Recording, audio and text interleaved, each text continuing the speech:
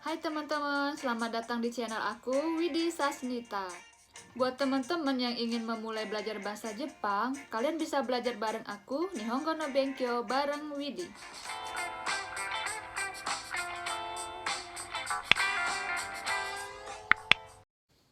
Teman-teman yang ingin memulai belajar bahasa Jepang, pasti kalian bingung kan mau belajar bahasa Jepang, tapi mulai dari mana dulu ya?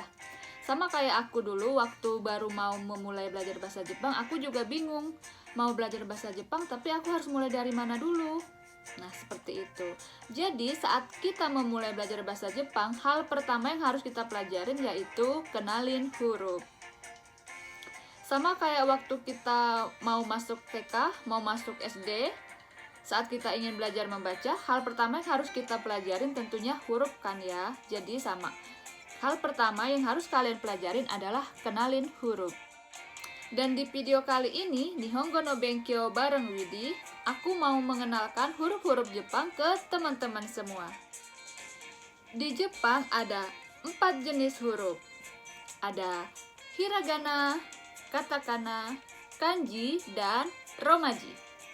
Keempat jenis huruf ini digunakan sesuai dengan fungsinya masing-masing. Jadi di video kali ini, Nihongo no Benkyo bareng Widi, kita akan mempelajari fungsi dan karakter dari keempat jenis huruf Jepang tersebut. Mari kita mulai mempelajari huruf Jepang yang pertama. Huruf Jepang yang pertama yaitu hiragana. Hiragana dengan karakternya yang melengkung dan bulat-bulat itu sering diidentikan dengan tulisan perempuan. Huruf hiragana terdiri dari 46 huruf vokal dan huruf konsonan.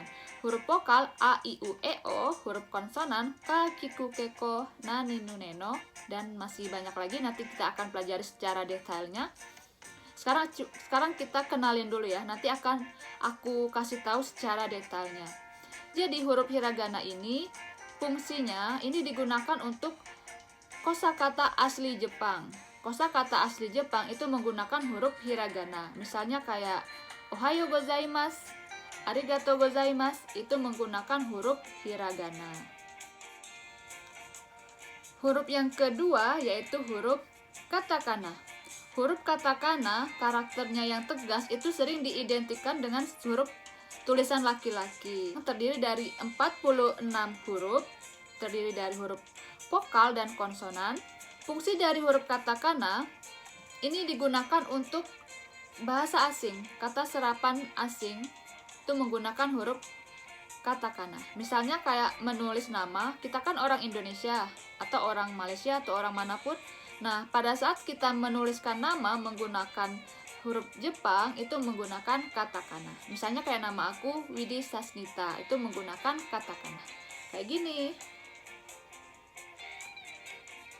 Jadi, dengan kata lain, katakana ini digunakan untuk menjepangkan bahasa asing.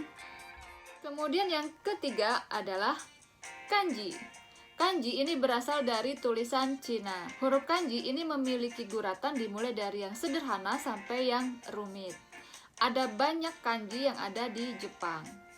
Kanji sendiri mempunyai makna dan bentuk sesuai dengan konsep yang diwakilinya. Misalnya kayak kanji hito. Kanji hito itu mirip seperti kanji orang yang sedang berjalan.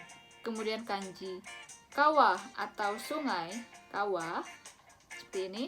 Nah, kanji kawa itu mempunyai konsep atau makna seperti air yang sedang mengalir, yaitu sungai. Kemudian yang keempat ada romaji. Romaji tentunya kita semua tahu kan ya, A, B, C, D, E, dan sampai Z. Tapi romaji dalam bahasa Jepang itu menggunakan bahasa Inggris. Misalnya kayak A, B, C, dan seterusnya.